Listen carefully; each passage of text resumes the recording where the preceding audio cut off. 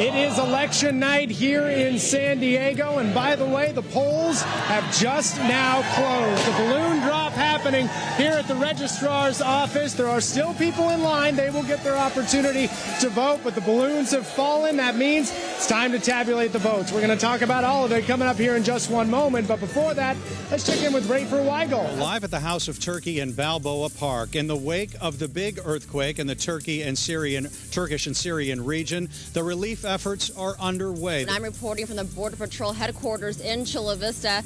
Border Patrol agents, they seized $4 million in narcotics. We are live in Mission Valley at the Legacy Hotel, where Kari Lake, Republican nominee of the 2022 Arizona gubernatorial election, is expected to address a sold-out crowd. And I really hope this next year we can concentrate on the amazing policies that President Trump is putting forward. Kari Lake, the Republican nominee in the 2022 Arizona gubernatorial election, endorsed by former President Donald Trump, speaking out at the Republican Party of San Diego during their bi-monthly meeting at the Legacy Hotel. I spoke with residents here at the 300 block of West Los Angeles Drive. I was in shock.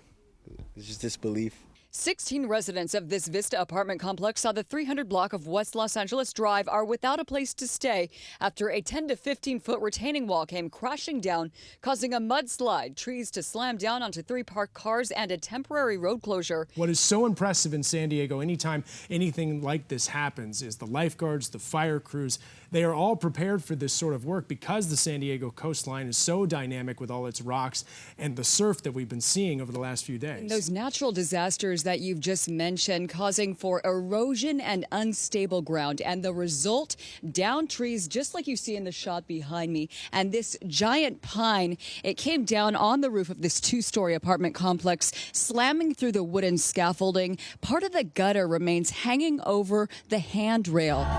Chamorro culture, Chamorro history is rarely, if ever, taught in schools. So our students rarely have an opportunity to learn about themselves. And our history, our seafaring history in particular, is so very important because prior to colonization, we had a seafaring tradition that lasted for thousands of years and given our people the ability to go from one island, from the archipelago to another, thousands of miles away. And that's what we're trying to do. We're trying to teach everyone about our cultures. This team serves as inspiration for our entire city.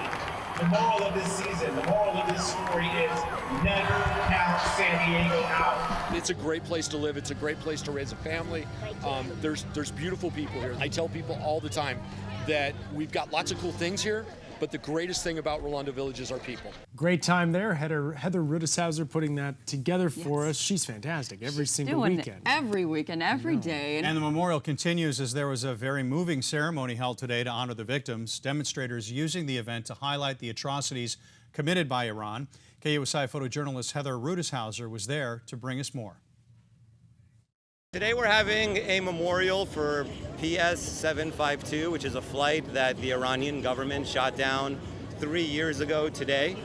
The significance of today is a big no to the Islamic Republic and Khamenei. For 44 years, the Islamic Republic of Iran has taught every generation to say death to America and death to Israel. And today we are all united here on American soil, having an Israeli artist having a tribute on PS 752, in which Ukrainians, Iranians, Swedish people, and many other nations perished. Right now there are multiple protests every week in San Diego to support the people of Iran. To me, this event is a little bit different than maybe other ones just because we're holding it on the beach. To me, the beach is a sanctuary and a place of transformation and restoration. I wanted to bring people together into this magical place on the beach so that we can get together, heal, and unite standing for justice. Both Iranians and Ukrainians are under attack. Iranian drones are attacking Ukrainian people. We acknowledge that they're killing people. They're executing the most beautiful children of Iran. And we can do nothing to stop them but to be their voices. We have to win the war of public relations, people to people. Iran's Terrorism doesn't stay just within their country and to their citizens. It also goes outward. To me, this is not an Iranian issue or it's not a Ukrainian issue. This is a humanitarian issue. If you're a humanitarian, if you care about humanity, you're on our side, and we want you to come help support. Our top story, more Nathan Fletcher fallout. The County Board of Supervisors unanimously calling for the District 4 supervisor to step down immediately. KUSI's Matt Pritchard joins us live from downtown. And Matt, what brought this bipartisan panel to come to this decision? Well, Rafer, it took a while for the supervisors to get on the same page, but at today's emergency meeting, they showed that they are in lockstep when it comes to their soon-to-be former colleague. County supervisors taking a stand. That motion passes unanimously with all supervisors who are present voting aye. In a largely symbolic move, a no-confidence vote against Nathan Fletcher passed on a 4-0 margin, calling for the embattled District 4 supervisor to step down immediately. My former colleague betrayed that public trust and acted in a way that is just unacceptable for someone who has been entrusted by the public to make incredibly important decisions. As a taxpayer should not be continuing to pay his salary. I've seen reports that he's getting anywhere between $25,000 to $35,000 during these six weeks, and that's just not right. Now, Fletcher is facing accusations of sexual harassment, assault, and retaliation from a former MTS employee, claims that he's denied calling any interaction consensual. I think he's done enough damage.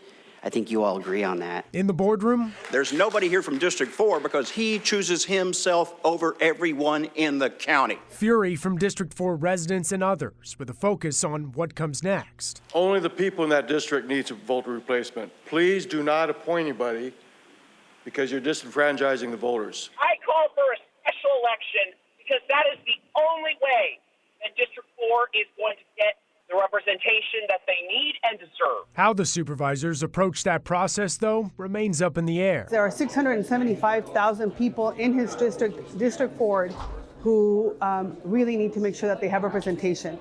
So we're going to have that opportunity on May 2nd.